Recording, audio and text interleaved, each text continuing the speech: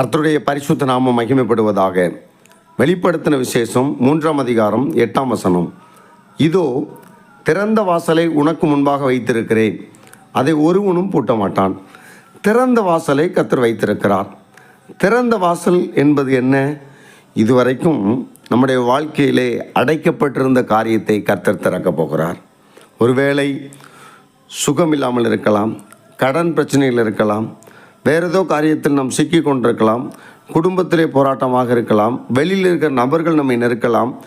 எந்த தடைகள் வந்தாலும் ஆண்டவராகிய கர்த்தர் சொல்லுகிற வார்த்தை, இதோ திறந்த வாசலை உனக்கு முன்பாக வைத்திருக்கிறேன், அதை ஒருவனும் பூட்ட மாட்டான். அல்லேலூயா. அன்பான தேவஜனமே, இந்த வசனத்திலே முன்பகுதியை நாம் வாசிக்கும் பொழுது, வெளிப்படுத்தின விசேஷம் 3ஆம் அதிகாரம் 8ஆம் வசனத்திலே, உன் கிரியைகளை அறிந்திருக்கிறேன், உனக்கு கொஞ்சம் பலன் இருந்தும் நீ என் நாமத்தை மறுதலியாமல் என் வசனத்தை கை கொண்டபடியினாலே இதோ திறந்த வாசலை உனக்கு முன்பாக வைத்திருக்கிறேன்.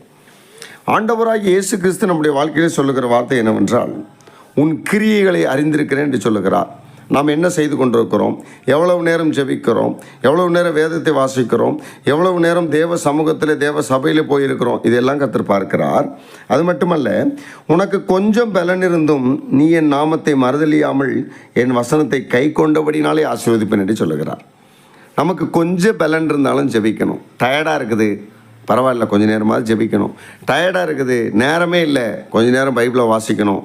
கொஞ்சம் பலன் இருந்தும் நாம் அதை செய்யும் பொழுது, நேரம் கிடைக்காத நேரத்திலும் நேரத்தை ஒதுக்கி செய்யும் பொழுது, மற்ற எந்த வேலைகள் இருந்தாலும் அதன் மத்தியில் கர்த்தரை ஆராதிக்கும் பொழுது, கொஞ்சம் பலன் இருந்தும் உண்மையாய் கர்த்தரை ஆராதிக்கும் போது அவர் நம்மை பலப்படுத்துவார், சமாதானத்தை தருவார், நன்மையை தருவார், திறந்த வாசலை உண்டாக்குவார். இதுவரைக்கும் அடைக்கப்பட்டிருக்க கதவுகள் திறக்கப்படும், புதிய வாசலை கர்த்தர் திறப்பார். கர்த்தர் தம்மை உங்களை ஆசீர்வதிப்பாராக. ஆமீன்.